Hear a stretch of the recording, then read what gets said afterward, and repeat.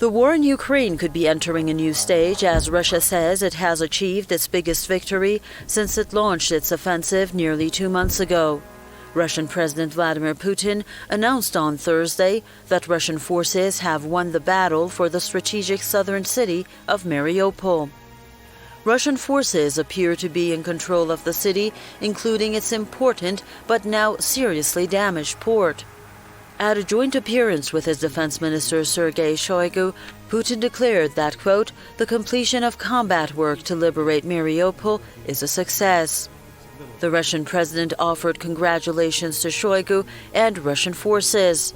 But what is the strategic significance of the latest developments of the war? Mariupol is a major port in Ukraine's eastern Donbass region. It is situated between areas held by pro-Russian forces in Ukraine and Crimea, the Black Sea Peninsula that came under Russian control in 2014. Taking the city now will allow Russia to connect the two areas as it steps up its military campaign in Ukraine's east. Moscow can now secure more of the southern coastline, complete a land bridge between Russian soil and the Crimean Peninsula, and free up more troops to join the battle for Donbass, which is Ukraine's eastern industrial heartland. Despite Russia's announcement of victory in Mariupol, hundreds of Ukrainian troops and civilians are still holding out inside a giant steel factory in the city. Russian forces have tried for weeks to dislodge them, but to no avail.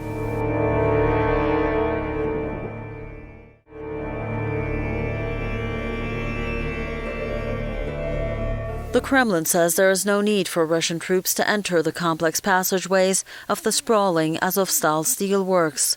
The Russian president ordered his forces to block off the industrial area so that, quote, not even a fly can get through. Ukraine and its Western allies have disputed Russia's claim of complete victory in the city. But Moscow seems to be already looking beyond the southern city. Russian officials say the war's main objective is now capturing the mostly Russian-speaking Donbass region. As I speak, the Russian army controls an area in Ukraine which is larger than England and Wales combined, from Kharkov to Donetsk to Lugansk to Zaporozhye to Kherson.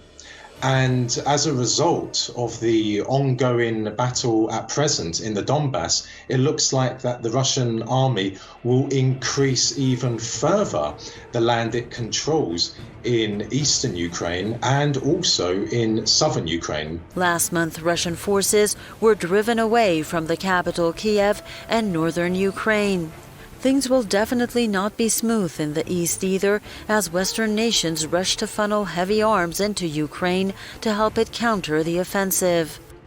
The Ukrainian armed forces were trained by NATO, equipped by NATO, and trained to the standards of NATO. So that is a major factor as to why the Ukrainian armed forces have put up stiff resistance to the Russian army.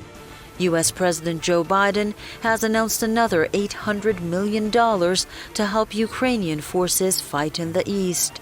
He said this week that Washington and its allies are moving as fast as possible to provide Kiev with the weapons that it needs. According to Biden, the U.S. and its allies are facing a critical window of time where they are going to set the stage for the next phase of this war. Much is at stake in Ukraine for major world powers. The war has been widely described as an escalation of the never-ending tug-of-war between the West and the Russian Federation. The outcome of the conflict could have far-reaching consequences and may shift the balance of power in the region and beyond.